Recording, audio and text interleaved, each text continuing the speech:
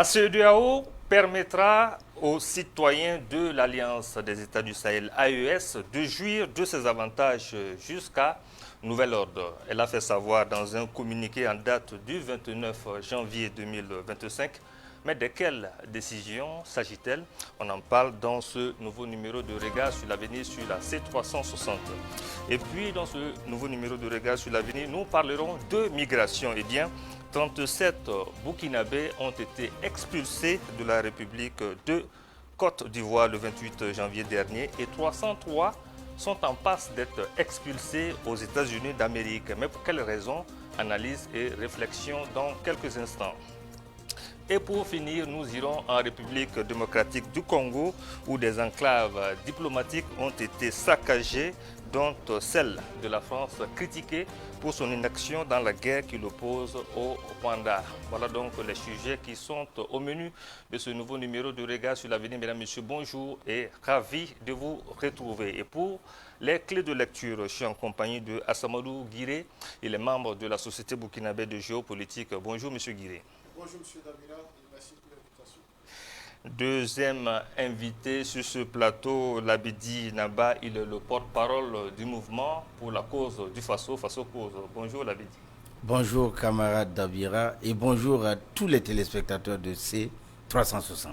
Youssouf Kaboré, troisième invité sur ce plateau. Monsieur Kaboré est le coordinateur national de la Confédération des associations et mouvements panafricains d'Afrique de l'Ouest, Kampao, section du Burkina Faso. Bonjour Monsieur Kaboré. Bonjour camarade Dabira, bonjour à tous les spectateurs, bonjour à tous mes co-panélistes. Quatrième et dernier invité, M. Hassan Bationo, plus connu sous le nom Bationo de Kion. Il est acteur de la société civile et web activiste. Bonjour M. Bationo et bienvenue également sur ce plateau. Camarade Dabira, bonjour et bonjour à tous les confrères, bonjour à Guiré, bonjour à tous ceux qui nous suivent actuellement. Premier sujet, eh bien, les nouvelles décisions de la CEDEAO suite au retrait des pays de l'Alliance des États du Sahel. 4 nouvelles décisions ont été prises au niveau de la CEDEAO, dont la première est de reconnaître jusqu'à nouvel ordre les passeports et cartes d'identité nationaux portant le logo de la Confédération de la CEDEAO détenus par les citoyens de l'AES. Je vais commencer par vous, M. Bationo de Kion. Alors, cette première décision, comment est-ce que vous l'analysez déjà? Alors, cette toute première décision ne nous étonne pas du tout, parce que vous vous rappelez le 14 décembre 2024, les différents camarades chefs d'État, à savoir le camarade capitaine Ibrahim Traoré, Tiani du Mali, du Niger et Goïta du Mali, avaient tous réaffirmé à l'ensemble des différentes populations de l'AIS qu'il n'y avait pas à s'inquiéter du tout parce qu'il y a eu assez de réflexion avant d'annoncer notre retrait de la CEDEAO. Aucune inquiétude parce qu'aujourd'hui, parlant d'intégration sous le journal, l'intégration sous le journal, la libre circulation des personnes et des biens n'ont pas du tout commencé à partir de 1975, c'est-à-dire l'avènement de la CEDEAO. Et que dans les différents jours qui allaient venir, c'était vraiment une décision assumée, pleinement assumée, et que c'était une décision sans retour. Et donc la CEDEAO ne pouvait pas aussi, sans réfléchir, ne pas aussi analyser avec objectivité cette décision quand il s'agissait de parler des retraits des États de l'AES. Et donc la déclaration donnée par la CEDEAO hier matin ne nous étonne pas une fois de plus parce qu'aujourd'hui, les citoyens même qui sont au niveau de la CEDEAO, je suis convaincu que dans leur majorité écrasante, veulent sincèrement même rejoindre l'AES. Ils veulent rejoindre l'AES parce qu'aujourd'hui, la CEDEAO, c'est une coquille qui existe aujourd'hui. Elle est déjà morte parce qu'elle a dédié toute la première mission qui était celle-là de se battre pour les intérêts des citoyens et non de se battre pour une clique de chefs d'État qui se retrouvaient pour discuter de leurs intérêts tout simplement. Et donc ce syndicat de chefs d'État n'était plus la bienvenue au niveau de nos pays, mais aujourd'hui elle est même désavouée au sein de ses propres ressortissants. Et donc une fois de plus, la CEDEAO ne pouvait pas embattre un autre pas en dehors de la ligne tracée par nos chefs d'État parce que nous n'avons pas quitté la CEDEAO tout simplement parce que c'était un mouvement de bling-bling. C'est un vent de libération qui a frappé les différents États. C'est un vent de souveraineté qui a frappé les différents États et la lutte contre le terrorisme était au cœur. depuis 2021 jusqu'en 2024, il s'agissait d'au moins 3 ans où le Mali avait été exclu carrément de toutes les dispositions de la CEDEAO. Pendant ces 3 années, il y a eu au minimum 10 sommets qui ont été organisés uniquement sur le Mali. Et pendant ces 10 sommets, il n'y a jamais eu un seul sommet où on devait s'asseoir et discuter quelle solution apporter à l'État du Mali pour pouvoir tuer même ce qui a rendu possible le retrait même du Mali, de cette CEDEAO. Après le Mali, ça en est suivi le Burkina Faso. Après le Burkina Faso, ça en est suivi le Niger. Et donc, le virus était là. Il fallait plutôt trouver la solution et, au lieu de rester à menacer les uns et les autres. Et là où la CEDEAO était allée très loin, c'était de mobiliser une force qui n'avait jamais existé pour pouvoir secourir ces pays qui étaient en perte de vitesse du point de vue sécuritaire. Mais on a trouvé quand même un moyen de mobiliser quelques 800 ventrus à la première heure, même s'ils viennent de la Côte d'Ivoire, et accompagnés d'autres pays pour pouvoir massacrer des citoyens au niveau du Niger. Ils ne se sont pas arrêtés là. Ils sont allés jusqu'à décaisser même des milliards en quelques heures pour soutenir ces mercenaires qui devaient attaquer un État qui était quand même souverain. Et donc je pense très bien. Et tout ça a conduit aujourd'hui au divorce. Le divorce est désormais consommé. Et nous le répétons une fois de plus. Nous avons commencé par 3 et nous n'avons pas fini à 3. Hein? Ah oui, parce que la CEDEAO a commencé par 15 et aujourd'hui ils sont à 12. Et nous venons de commencer à 3. Nous n'allons pas terminer à 3. Parce que c'est un nouveau vent qui est en train de souffler au niveau de l'Afrique de l'Ouest.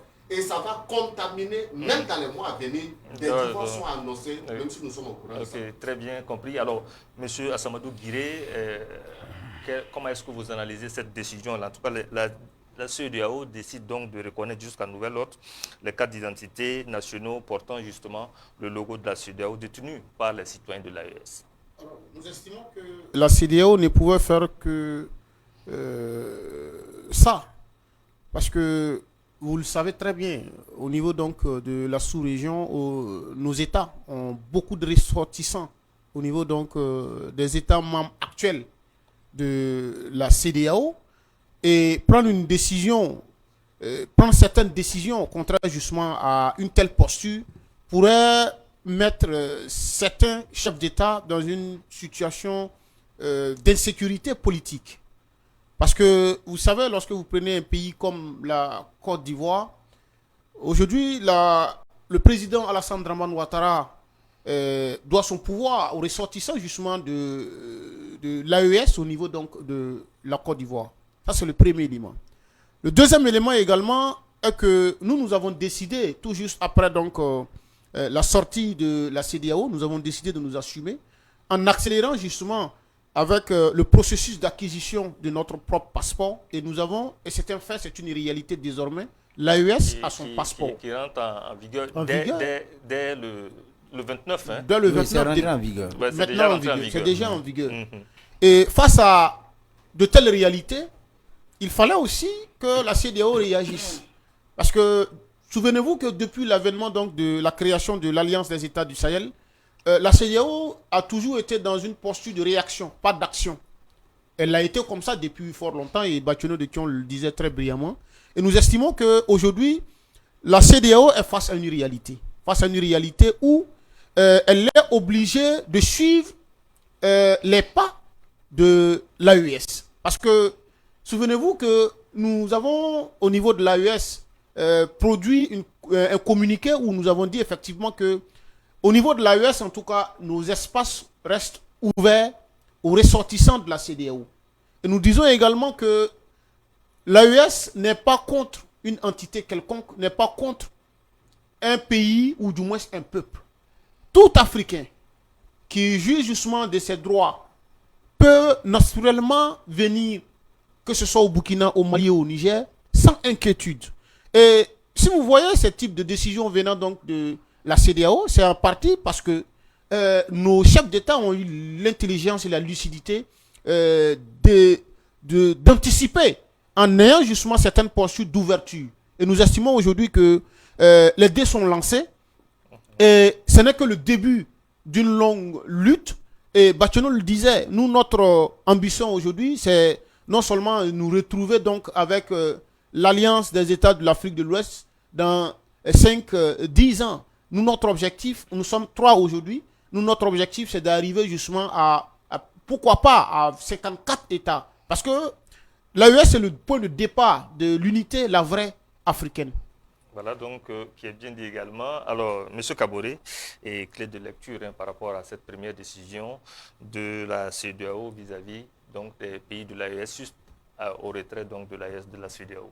Rien d'étonnant par rapport à cette déclaration. Déjà que le ton a été déjà donné par les pays de l'AES qui avaient dit que tout le monde était libre de circuler dans l'espace AES, voilà, sans aucune distinction, s'il se trouve que tu es dans la légalité. Et que ils avaient déjà aussi annoncé quelque chose de très important, qui disent que l'AES va répondre par la réciprocité.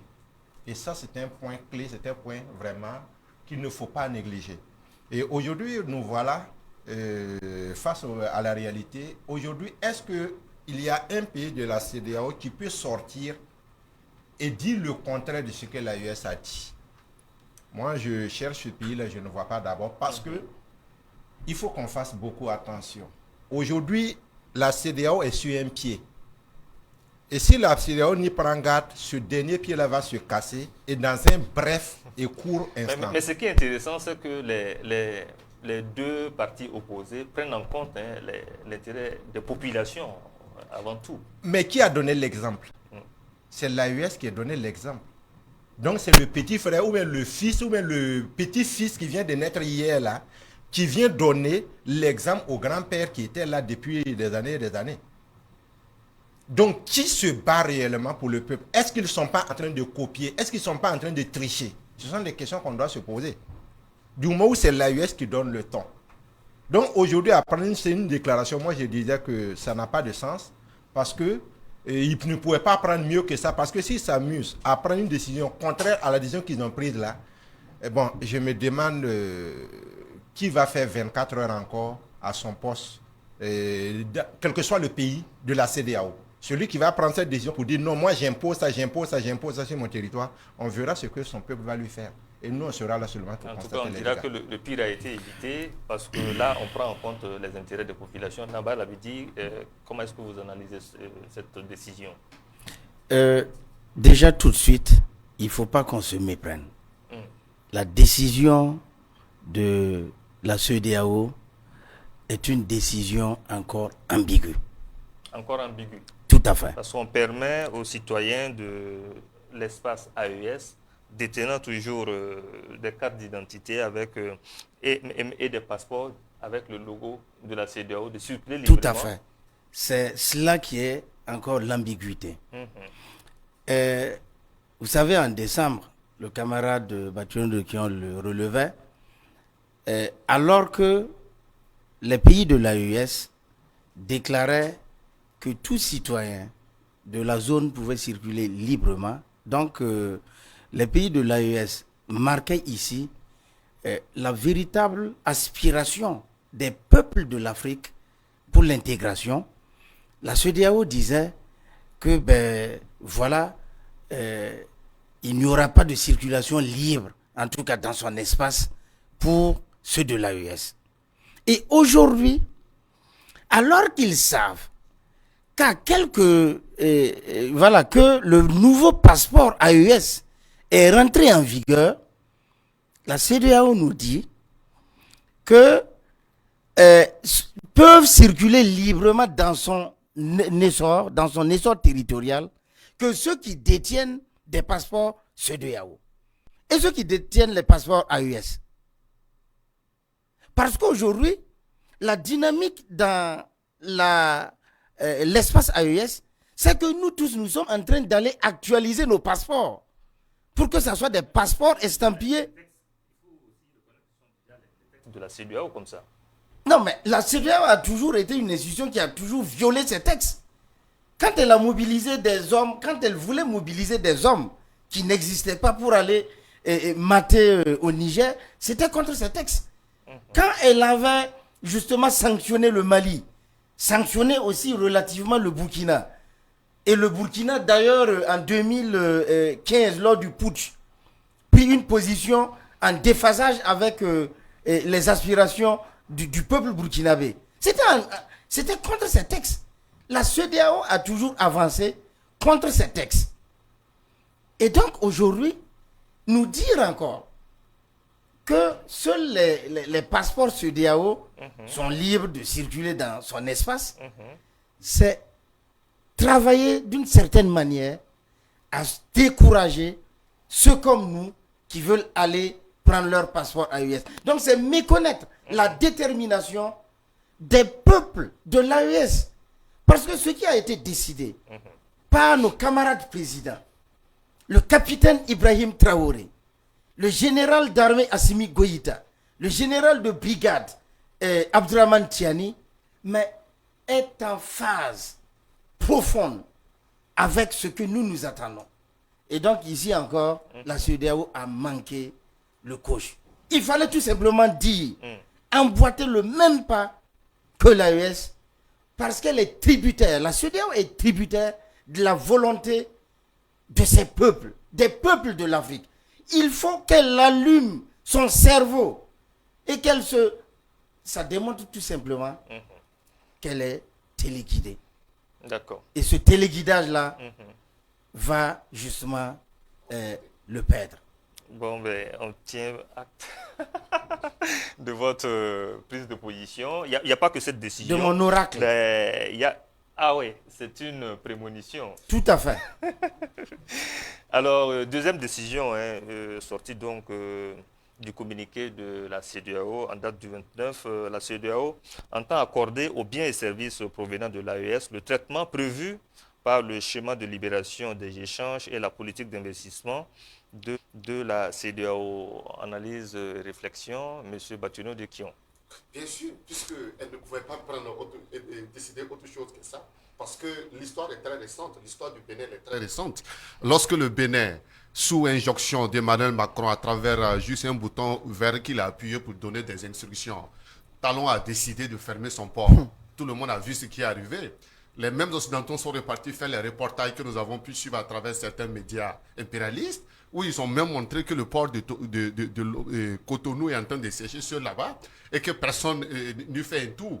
Le même Bénin est revenu supplier le peuple nigérien de revenir exploiter son port. Jusqu'à aujourd'hui, l'économie du Bénin est en train de s'effondrer juste à cause de cette affaire du port. Et celui qui a gagné dans cette affaire, c'est le port de Lomé. Bref, pour revenir et dire qu'aujourd'hui, lorsque vous décidez de mener une révolution, vous avez besoin d'au moins ces trois atouts essentiels. Le premier atout, c'est quand même une idée, les hommes qu'il faut. Deuxième atout, c'est le courage et pouvoir s'assumer, le leadership nécessaire pour pouvoir dérouler cette idée. Troisième élément, vous avez besoin de votre peuple, c'est-à-dire un marché de consommation. Vous avez besoin du soutien de votre peuple, la masse comme il se doit. Lorsque vous finissez aujourd'hui d'avoir tout ce qu'il vous faut pour vous développer, que vous manquez de marché de consommation, vous ne pouvez pas du tout décoller. La preuve en est qu'aujourd'hui, l'Europe compte environ 400 millions de citoyens. L'Afrique, c'est plus d'1,5 milliard. Et quand vous revenez, l'Europe est obligée de revenir vers l'Afrique pour trouver un marché de consommation. Et cette décision montre à souhait que les mêmes pays côtiers ne peuvent pas du tout progresser économiquement sans au moins le soutien ou le marché de consommation des pays sahéliens tels que le Niger, le Burkina et le Mali. Deuxième élément, quand vous prenez ne serait-ce que le Burkina Faso, nous sommes entourés par combien de pays? Vous voyez, la Côte d'Ivoire a un port, le Ghana a un port, le Bénin a un port, le Togo a un port. Il n'y a que le Mali qui n'a pas encore de port jusque-là parce que, voilà, pour des questions naturelles. Et aujourd'hui, la Côte d'Ivoire ferme son port au Burkina Faso, nous allons ouvrir au niveau du Togo. Le Ghana, c'est une réalité parce que le départ, la dernière fois du camarade capitaine Ibrahim Traoré au Ghana, c'était pas uniquement une visite de balade, c'était pour des enjeux géopolitiques que nous allons quand même nous abstenir de dévoiler aujourd'hui. Autre chose aussi, c'est que ce petit élément qu'ils ont souligné, c'est pour essayer de ne pas du tout perdre. Parce qu'aujourd'hui, qu'on le veuille ou non, les pays sahéliens constituent un pôle économique au niveau surtout de la Côte d'Ivoire parce que les citoyens burkinabés qui résident en Côte d'Ivoire, c'est des braves travailleurs. Ce sont des gens qui arrivent quand même à faire fonctionner l'économie au niveau de la Côte d'Ivoire, qu'on le veuille ou non, ce sont des faits. Quand ils arrivent dans un pays, ils sont en aventure. Et lorsqu'un citoyen burkinabé est en aventure, il n'y a pas de repos pour lui, il ne fait que bosser. Et quand il finit de bosser, aujourd'hui, il ne rapatrie pas tous ses fonds vers son pays d'origine. Une grande partie y reste, même s'il y a des politiques économiques aujourd'hui qui sont mises en place pour bloquer ces fonds. Et donc, c'est pour dire qu'elle a bien vu et elle a lu l'histoire, même si nous savons que cette histoire n'a pas été lue par le syndicat, mais quand même par quelques-uns qui ont encore une ampoule qui traverse les cerveaux. Est-ce la même lecture que vous en faites, M. Assamadou Guiré? Oui, incontestablement. La lecture elle est très brillante et elle est objective. Parce qu'aujourd'hui, vous savez que la plupart de nos pays au niveau du Sahel, lorsqu'on prend nos tissus industriels, vous verrez que l'impérialisme a travaillé de sorte à ce que nous soyons à un certain niveau de développement industriel où ce sont certains pays côtiers qui nous alimentent à travers justement certains produits alimentaires. Vous prenez en Côte d'Ivoire, la plupart de leurs industries alimentent le Burkina Faso, le Mali et même le Niger. Et l'autre élément également très fondamental qu'il faut prendre en compte dans l'analyse est que vous savez que les Ivoiriens sont allés signer des accords de partenariat économique avec l'Union européenne.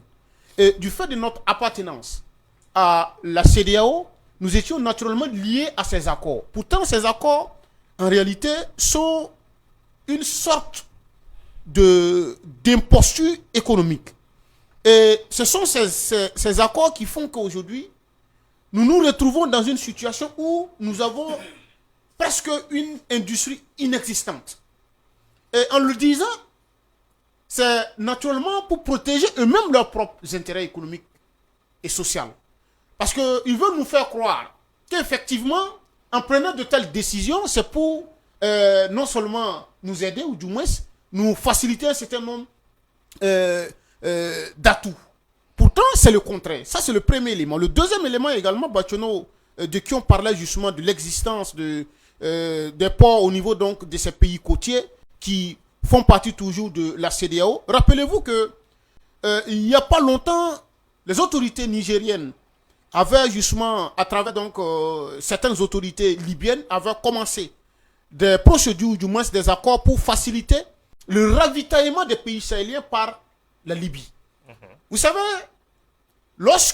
si nous partons dans une telle posture, nous partons avec une telle perspective, pour qu'une marchandise quitte l'Europe ou du moins quitte l'Asie pour arriver au Ouagadougou, nous avons 2 à 3 semaines d'avance. Que si ces marchandises passaient justement par les côtes ouest africaines. Ce qui veut dire que nous avons aujourd'hui toutes les possibilités. Et face à ces possibilités, ces États de la CEDEAO savent pertinemment que ils ne sont pas au centre du monde. Et en Afrique, nous avons plusieurs possibilités. Et souvenez-vous également qu'on avait commencé des perspectives, des initiatives pour nous rapprocher de la Libye. Et nous disons aujourd'hui que même si la CEDEAO décide de nous fermer, du point de vue maritime, nous avons d'autres possibilités et c'est elle qui paie. Nous allons perdre certes, mais elle perdra considérablement. Et aujourd'hui, une telle décision, du point de vue économique, c'est pour soulager d'abord la CEDEAO, pour éviter justement qu'elle se retrouve dans une situation économique chaotique. Mais ce qui est intéressant dans tout cela, c'est que la CEDEAO, pas la CEDEAO, mais l'AES avance sereinement et sûrement. Sereinement et sûrement. Alors, nous allons évoluer parce qu'il y a 2 autres décisions à analyser et on a 2 autres sujets sur la table.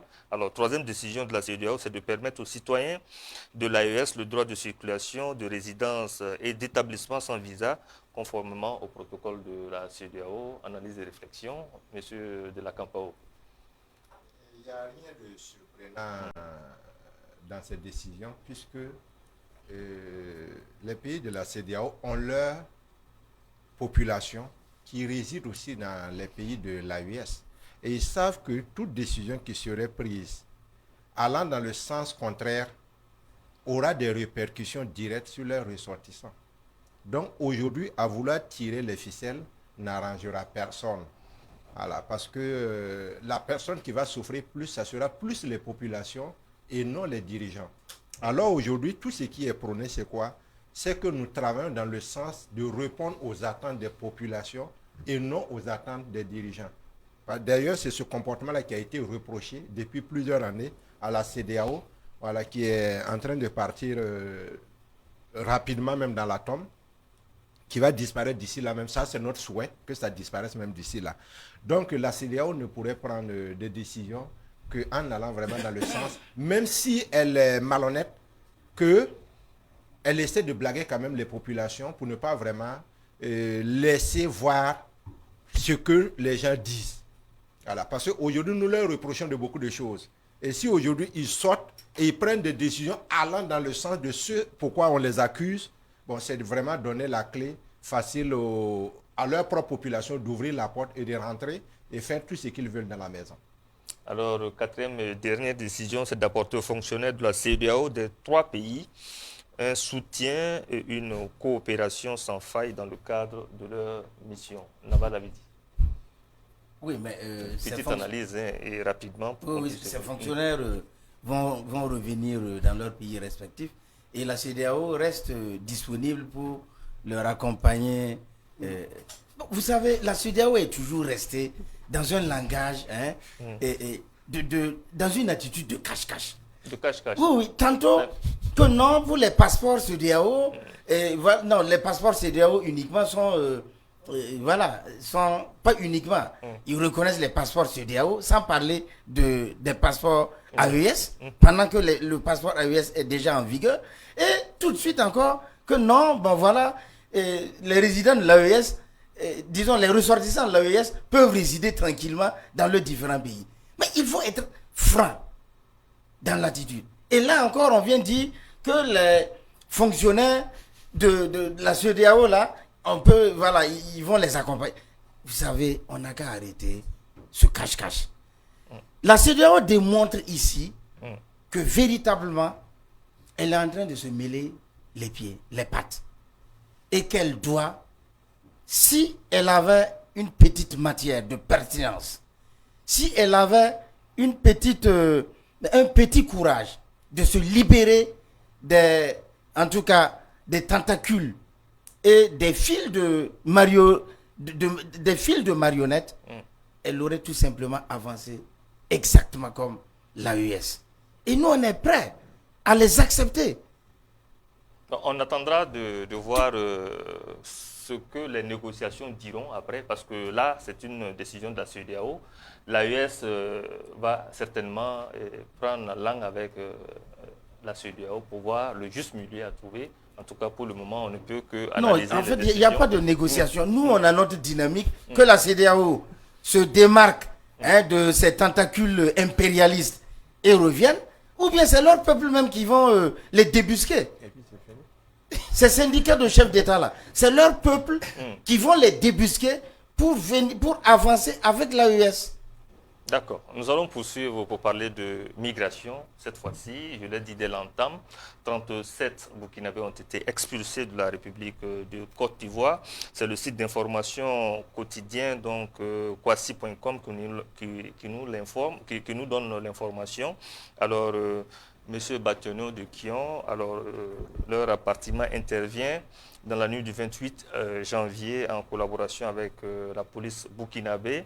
Alors, cette action fait suite, selon le site d'information ivoirien, à une vaste campagne des autorités ivoiriennes visant à éradiquer l'orpaillage clandestin. Il faut rappeler que ces Burkinabés ont été donc expulsés pour avoir fait donc de l'orpaillage clandestin en République de Côte d'Ivoire. Comment est-ce que vous analysez, en tenant compte du contexte aussi de crise politique entre ces deux pays? Ah oui, effectivement. Vous avez chuté sur quelque chose d'extrêmement important. On ne peut pas du tout analyser l'expulsion de ces dizaines de citoyens burkinabés résidant en Côte d'Ivoire sans quand même tenir compte des enjeux géopolitiques dans la sous-région depuis ces derniers temps. Il faut également souligner que pourquoi c'est maintenant? Parce qu'ils y résident depuis très longtemps. Pourquoi sous Blaise Compaoré, ça n'a jamais eu lieu? Pourquoi sous le président Kaboré, ça n'a pas eu lieu? Pourquoi sous le président Damiba, ça n'a pas eu lieu? Pourquoi depuis l'avènement du camarade capitaine Ibrahim Traoré, c'est maintenant que ça a lieu pendant que la tension diplomatique entre les deux pays devient de plus en plus chaude. Elle devient chaude parce que tout simplement la Côte d'Ivoire nous menace à longueur de journée. Ce n'est pas nous qui le disons. Chaque jour, Alassane Ouattara l'a proclamé haut et fort. Il va même les renvoyer dans les rangs impérialistes, trouver d'autres chaînes pour les attacher et les maintenir sous le joug colonial. Il va tout simplement réactiver RFI, bien d'autres médias impérialistes qui faisaient l'apologie du tourisme dans nos pays. Il va même mobiliser des bataillons pour nous attaquer en pleine journée. Il va faire des levées de fonds, etc. Donc, c'est sous ce temps qu'il faut d'abord analyser ça. Cette expulsion n'a pas eu lieu tout simplement parce qu'ils opèrent clandestinement sur des sites. Mais est-ce que c'est normal que des Burkinabés aillent s'adonner justement à leur pariage clandestin dans un pays étranger? Non. Je le dis. Non, pourquoi? Parce qu'en réalité, on les a tout simplement arrêtés et remis sans qu'il y ait une décision bilatérale entre les deux parties. Est-ce qu'ils ont été pris effectivement en exploitant clandestinement, en opérant clandestinement sur des sites de mines en Côte d'Ivoire? Je ne pense pas. Parce que tout simplement, on se rappelle que pendant la même période, plus de 100 citoyens nigériens donc de l'AIS ont été pris également parce qu'ils étaient des mendiants tout simplement au niveau de la Côte d'Ivoire. On les a ramassés par force, mis dans des véhicules, allés verser tout simplement au niveau de l'ambassade du Niger. À la même période, on constate que ça ne s'arrête pas là et qu'ils sont tombés sur des Burkinabés et cela montre à souhait que le verdict rendu n'est pas juste. Tout simplement, c'est des enjeux géopolitiques que nous allons peut-être toucher dans les jours à venir. Assamadou Guiré, pourquoi maintenant? C'est la question que vous posez également. Est-ce que vous liez justement au contexte politique cette expulsion massive donc, de Burkinabés en République du Côte d'Ivoire? Cette expulsion est naturellement liée au contexte géopolitique du moment. Et Bachano Dukion le disait, pourquoi maintenant, sous le régime du camarade capitaine Ibrahim Traoré? Et ce qu'il faut dire aussi, il y a des orpailleurs clandestins français, il y a des orpailleurs clandestins américains, mais qui ont quitté des milliers de kilomètres pour venir en Côte d'Ivoire. Mais ces derniers n'ont jamais été expulsés. Vous savez, moi je pense que c'est le début de la répression des citoyens de l'AES au niveau de la Côte d'Ivoire. Parce qu'il y a le doyen Labidi qui disait brillamment que la CEDEAO est dans un double jeu. Dans un jeu de cache-cache. Officiellement, ils ne peuvent pas dire que nous sommes contre vos ressortissants. Nous allons réprimer vos ressortissants sur nos territoires.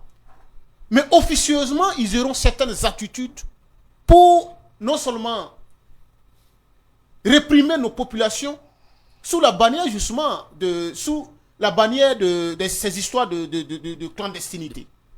Nous estimons que nos populations doivent commencer, surtout nos ressortissants au niveau donc de ces pays, doivent commencer justement à adopter certaines attitudes. Parce que c'est le début... Dans le respect aussi des textes des pays qui les accueillent. Hein. Le respect des textes. Vous savez, nous sommes en Afrique. Nous sommes en Afrique. Et si nous allons faire le tour des boîtes de nuit à Ouagadougou ici, je vous assure qu'elles sont des milliers qui vivent à Ouagadougou ici dans la clandestinité, mais venant de ces pays côtiers. Mais nous ne faisons pas justement de cela un problème parce que dans toute initiative politique, il faut prendre en compte le vélo social. Il faut prendre en compte le vélo social parce que nous sommes en Afrique. Et l'Afrique, on ne peut pas justement avoir certaines rigueurs vis-à-vis de certaines dispositions pour la bonne et simple raison que les décideurs eux-mêmes ne respectent pas les textes. Alassane Ouattara lui-même n'a pas respecté les textes de la constitution ivoirienne.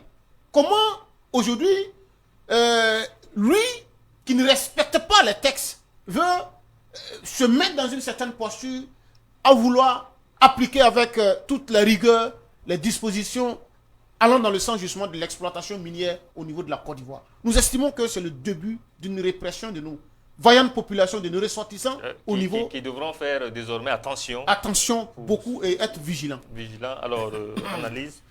Monsieur Kaboré, est-ce qu'il faut obligatoirement lier cette expulsion-là au contexte politique tendu entre les deux pays, ou bien c'est tout à fait normal, hein, parce qu'on ne peut pas s'adonner aussi à la clandestinité, à faire de l'exploitation de façon clandestine comme ça dans un pays qui a aussi ses textes et ses réalités. Et moi, je vais m'abstenir d'aller dans la direction de mes deux dévanciers pour dire que j'ai déjà dit sur ce plateau que c'est maintenant le vrai combat commence. À partir de la date du 28 passé, que le vrai combat commence. Et cette expulsion a été faite au même jour.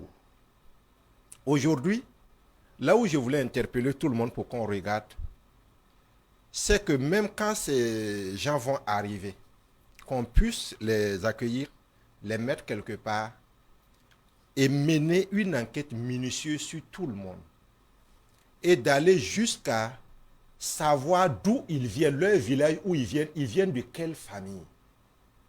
Afin de nous-mêmes nous mettre à l'abri. Rien ne prouve que ces gens sont burkinabés. Rien ne prouve que ces gens sont des civils. Et si c'est des gens qu'on va venir...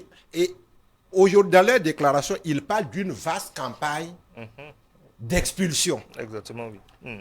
Aujourd'hui, nous sommes à 30 et quelques personnes. La prochaine vague va être combien de personnes? Il y aura combien de vagues? Et ça peut être un canal où on va faire rentrer de mauvaises personnes sur notre territoire. Pour infiltrer et Bien sûr. passer des informations. Parce que le vieux Alassane, même s'il ouvre son cœur comme ça pour moi me montrer, je ne crois plus en ce vieux-là parce qu'il est capable de n'importe quoi. Non, mais il faut faire attention aux mots. Il s'agit d'un chef d'État. Oui, c'est un chef d'État qui a bandé ses muscles pour aller tuer la population d'un autre pays frère. Ne doit plus être considéré comme chef d'État. Nabal Abidi, comment est-ce que vous analysez cette expulsion-là des Burkinabés en République du Côte d'Ivoire? Ils sont 37 au total, ces Burkinabés, d'après les informations qu'on a reçues du site d'information Kwasi.com. Oui, avant d'en arriver, le mot souverain ne s'utilise pas pour tous les pays. Hein. Non. Le Burkina est un pays souverain. Ils ne sont pas en révolution, mais ils sont... Le Mali et le Niger, ça c'est clair. Non.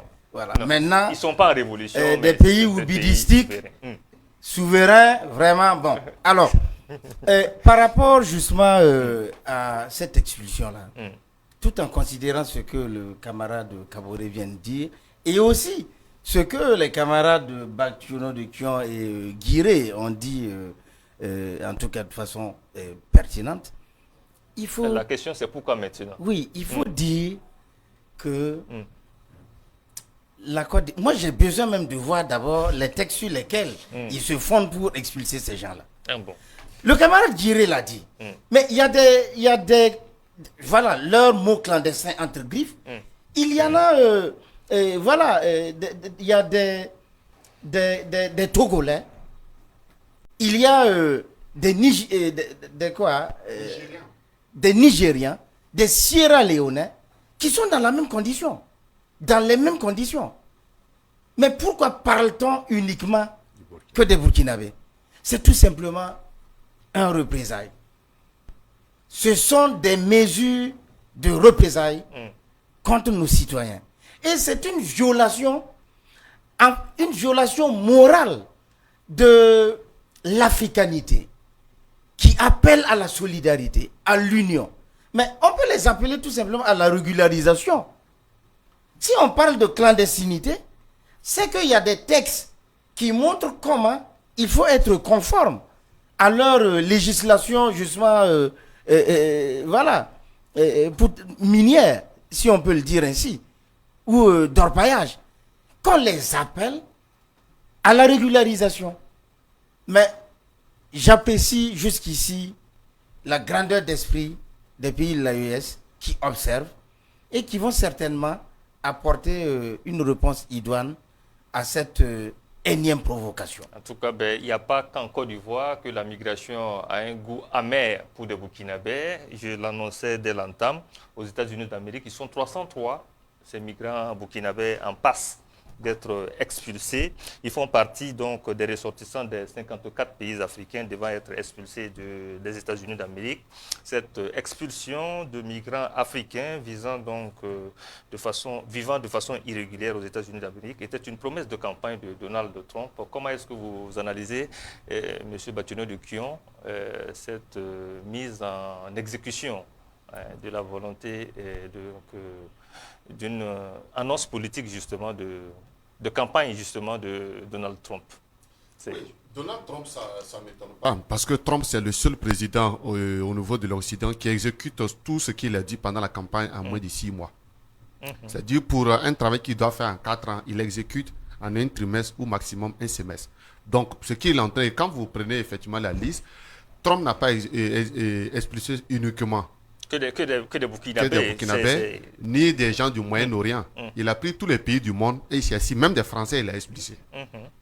Même des Français, hein, puisqu'on dit qu'ils sont alliés, il les a expliqués. Donc, quand vous voyez la liste de dizaines de pays à travers le monde où il a rapatrié, il a dit. Donc, là-bas, vous voyez que c'est différent ce qui s'est passé au niveau de la Côte d'Ivoire.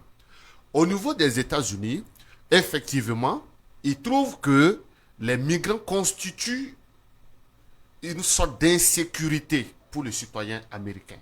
Il n'y a pas de souci. Maintenant, je pense que ce sont des migrants qui vivent en situation irrégulière. C'est ce qu'ils ont dit. Il n'y a pas de souci. Et c'est à ce moment que cette décision interpelle l'ensemble de nos pays. Et voilà la même CEDEAO qui est là et qui se disait une organisation sérieuse, etc. L'Union africaine, une organisation sérieuse, mais en réalité, ils n'agissent que quand c'est pour gâter. Voilà là où on devait les sentir. Mais l'AIS, comme le grand frère le disait, l'AIS observe d'abord, interpelle et agit en réciprocité. Parce que dans les pays de l'AIS, les Américains comme les Français sont les seuls, souvent, quand on ne prend même pas le soin de vérifier comment ils sont rentrés, etc. Et c'est sous les camarades capitaines Ibrahim Traoré, Tiani et Goïta qu'on a commencé à fouiller même dans certaines de leurs valises diplomatiques, etc. Sinon, à l'époque, et par des confidences même, on vous dit que lors des contrôles, quand c'est un Américain ou un Français, on s'abstient même de contrôler. On dit,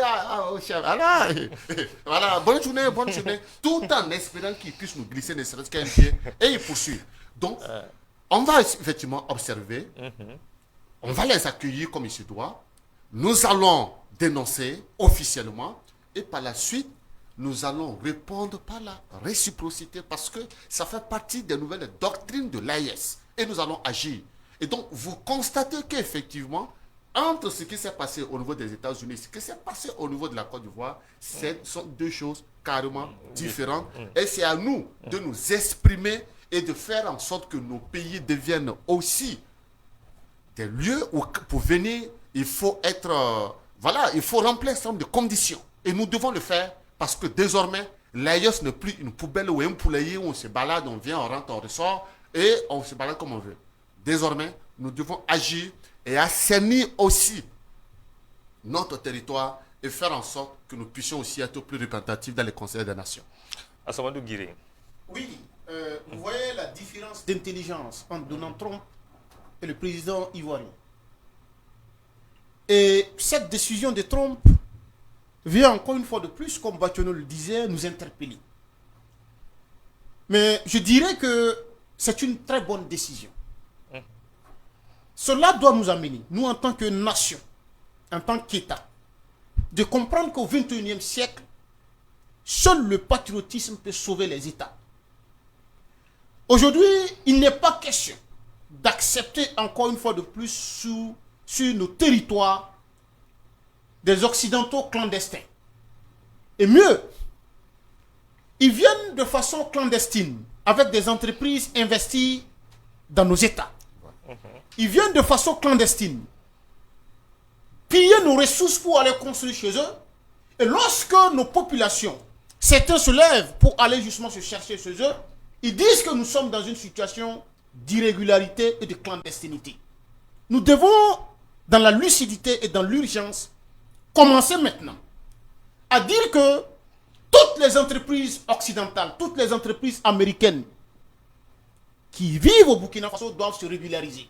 Une entreprise américaine qui n'est pas régulière et qui n'est pas dans le droit doit être expulsée et nationalisée. De même pour les entreprises françaises et les entreprises européennes. Vous savez, si nous commençons à agir ainsi, ils ne nous parleront plus de la clandestinité de nos populations qui résident chez eux. Parce que, à un moment donné, c'est comme c'est ce que Batiano le disait, il faut être ferme. Et nous savons que nos autorités de l'AES seront fermes là-dessus. Et Donald Trump vient de nous donner la voie d'agir convenablement comme il se doit. Et comme lui-même se reconnaît patriote, il est en face d'eux au niveau de l'AES aussi des patriotes. Et lors de son mandat passé, il disait que les États africains sont des pays de merde. Cette fois-ci, il est venu trouver des États. C'est vrai qu'il y a beaucoup de pays de merde, mais il est venu trouver 3 États qui ont décidé de s'assumer. Et si tu agis, ils réagissent ou ils agissent et tu réagis. Ok, alors donc très bien. Alors on vient de me signaler qu'on n'a que 10 minutes pour terminer, donc on est obligé de parler justement du 3e et dernier sujet qui va nous amener en RDC où des enclaves diplomatiques ont été saccagées par des populations. Je veux citer le Rwanda, l'ambassade du Rwanda, de la Belgique, des États-Unis et de la France, accusés donc d'inaction dans la crise qui oppose la RDC au Rwanda. Comment est-ce que vous analysez cela, M. Kabouri? Moi, je dirais que c'est une très belle nouvelle pour nous, pour nos pays de l'AES, oui. Puisque aujourd'hui, dans la dynamique de l'AES, c'est quoi? Et notre aspiration, c'est que l'AES soit le centre des États-Unis d'Afrique. Voilà, que ce soit les États-Unis d'Afrique qui démarrent déjà par l'AES.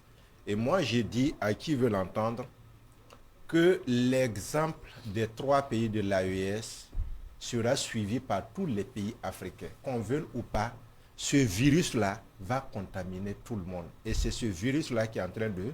Ces images... Et on a vu ces images déjà lors de l'insurrection ici au Burkina. Voilà. Et déjà, si on voit que les gens sont en train de copier la manière de faire que nous, on a fait pour se dégager, c'est normal. Qui croyait un jour qu'on pouvait s'attaquer à l'ambassade de la France en Afrique? Aujourd'hui, c'est chose faite. C'est une leçon qu'on donne à l'Occident de faire attention et de commencer dès maintenant à négocier, qu'ils dégonflent carrément leur ballon. Et mais ces ambassades ont été brûlées, saccagées, parce que l'argument avancé, c'est l'inaction justement de ces pays-là dans cette crise. Est-ce qu'il ne faut pas plutôt s'assumer que de vouloir toujours demander de l'aide comme ça? S'assumer, oui, mais non. Puisque celui-là qui dit qu'il t'a colonisé et que tu es une de ces colonies, ne fait rien pour toi quand tu es en difficulté. Et quand tu veux te défendre, il dit non de ne pas te défendre. Il ne te donne pas les moyens de te défendre.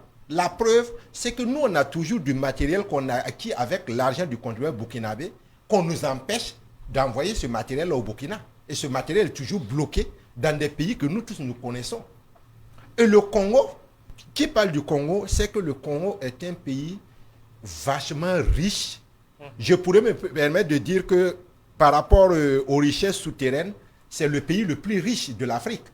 Maintenant, comment se fait-il que ce pays-là, on fatigue ce pays-là à tout moment avec des guerres qui ne finissent pas, alors que les victimes sont ce sont les populations lambda qui meurent à longueur de journée. Donc, il est normal que ces populations-là s'énervent à un certain niveau et s'élèvent et disent non, afin de donner la force à l'autorité de pouvoir agir.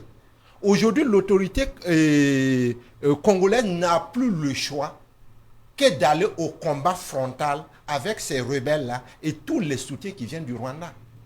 Voilà. Ok, Labidi Naba, très rapidement, nous sommes presque au terme de l'émission. Comment est-ce que vous analysez justement ce qui se passe en République démocratique du Congo, surtout pour ce qui est des saccages des enclaves diplomatiques? Oui, à ce niveau-là, il faut savoir que l'impérialisme, l'une des caractéristiques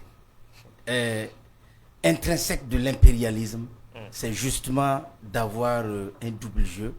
C'est justement de dire les choses et de faire le contraire de ce qu'il dit. Et aussi de travailler à mélanger. C'est sa géométrie variable. Ce qu'elle condamne chez l'autre, c'est ce qu'elle fait. Ce qu'il fait chez lui, l'impérialisme. Au Congo, ils viennent de nous montrer en fait que nos pays de l'AES qui ont expulsé en tout cas d'une certaine manière, qui ont dit et qui ont appelé à ce que ces ambassades-là se conforment à une certaine réalité de notre pays et de la volonté de notre peuple, est une, justement, décision objective. Aussi, il faut noter que ce qui s'est passé là-bas interpelle nos pays, de ce que nous devons compter sur nos propres forces, de ce que celui qui vient chez nous et qui prétend nous aider, et qu'en réalité n'est pas dans la dynamique, en réalité est en train de nous mélanger, doit purement et simplement être mis sur le banc de touche afin que de façon endogène, de façon souveraine, on puisse avancer. Ça vient mettre encore à nu, nous rappeler une attitude de certaines autorités burkinabées d'ailleurs, quand la France partait pour aider l'Ukraine, qui criait sur tous les toits, ah ben voilà, vous allez aider l'Ukraine et nous, G5 Sahel là, on a besoin de peu de millions et vous ne nous donnez pas. Cette attitude de mendiant doit s'arrêter. Le peuple congolais doit s'assumer et libérer son territoire définitivement. Comme le fait en ce moment les pays donc, de l'AES. Alors, je m'en voudrais de ne pas vous laisser opiner sur ce sujet, mais regard critique en 2-3 mots. Oui, rapidement, ce qu'il faut souligner, et pourquoi les enclaves diplomatiques ont été prises, particulièrement celle de la France, parce que la France est le seul pays, quand les autres colonisent et laissent, elle est répartie pour coloniser. La Belgique a laissé le Congo, la France est répartie pour recoloniser le Congo également.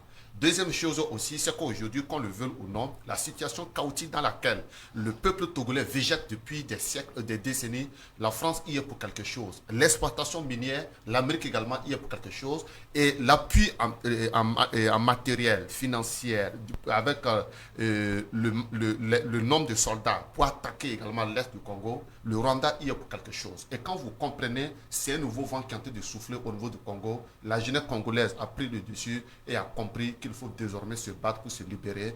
Et ça ne fait que commencer. Nous ne pouvons que souhaiter bonne chance au peuple congolais. Très bien. Alors, Assamadou Guiré, soyez succinct. Oui, nous estimons que c'est le début d'un long processus d'autodétermination qui vient de commencer au niveau du Congo. Et nous allons appeler les autorités congolaises à prendre leurs responsabilités. À savoir que, parce que hier, Tshisekedi a fait un discours en appelant la communauté dite internationale. Qu'il sache que la communauté dite internationale n'est rien d'autre que l'impérialisme et ses ramifications. Ils doivent s'assumer de façon souveraine et devant l'histoire. Parce que ce qui se passe au Congo est dû au fait de la démission totale de l'élite politique congolaise. Ils doivent s'assumer. Sinon, la jeunesse congolaise va s'assumer. Et nous appelons également la jeunesse congolaise à s'assumer. Ça sera donc le dernier mot. C'était à l'instant Assamadou Guiré, membre de la Société burkinabé de géopolitique. Merci Guiré d'être passé. Merci bien à vous également. Merci à vous Nabal Abidi, le porte-parole du mouvement pour la pause de façon infidèle à cette émission. Merci beaucoup. Merci beaucoup camarade Dabira et merci à tous les téléspectateurs de C360. Merci à vous, Youssouf Kaboré. Vous êtes le coordinateur national de la CAMPAO, Burkina Faso, la Confédération des associations et mouvements panafricains d'Afrique de l'Ouest. Merci d'être passé. Merci, camarade Dabira. Merci à vous, monsieur Hassan Bateno, plus connu sous Bateno de Kion, pour vos clés de lecture sur ces 3 sujets d'actualité. Je vous en prie. Voilà, merci et espérons que nous vous retrouverons très prochainement pour opiner sur l'actualité nationale et internationale sur nos plateaux. Voilà donc qui met un terme à cette émission. Mesdames, Messieurs, merci pour vos constantes fidélités à cette émission et à l'ensemble des programmes de la C360. Et pour ne rien rater des analyses, des sujets d'actualité, restez connectés à nos différentes plateformes digitales, Facebook, YouTube et TikTok. À très vite avec d'autres sujets de débat d'actualité.